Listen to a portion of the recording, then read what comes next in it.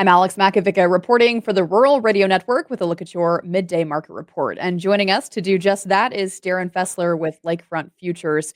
Darin, right now, grains mostly higher, wheat the leader to the upside. Tell us about some factors shaping today's grain trade. Yeah, I still think that there's a lot of focus on South American weather right now, as far as the soybean harvest in parts of Brazil, and maybe the slight delay that we are seeing would due to some rains. But generally speaking, I do think the forecast looks a little bit better for Brazil to get that safrinha corn crop in. Again, the combines are running, the planters are running right behind those combines in Brazil as we speak here.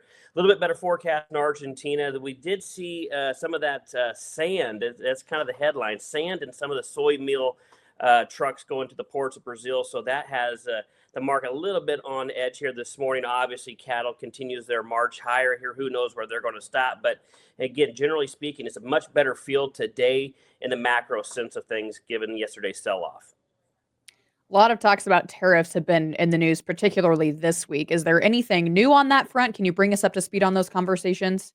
Yeah, I think it's a lot of just back and forth at the time being here. I mean, February 1st is kind of seems like the date that a lot of traders are focusing on right now with Canada and Mexico. I mean, to me, when we look at the situation in Colombia, I think that the same type of thing is going to happen with Mexico and Canada. I think both those countries need the U.S. more than we need them. Ag side, obviously, we need them. We need a good relationship with them. But again, I think Canada, Mexico, they'll cave just like the Colombians did as well. All right, Darin, as we round out this conversation, what are some things to watch in the grain complexes as we finish out the week?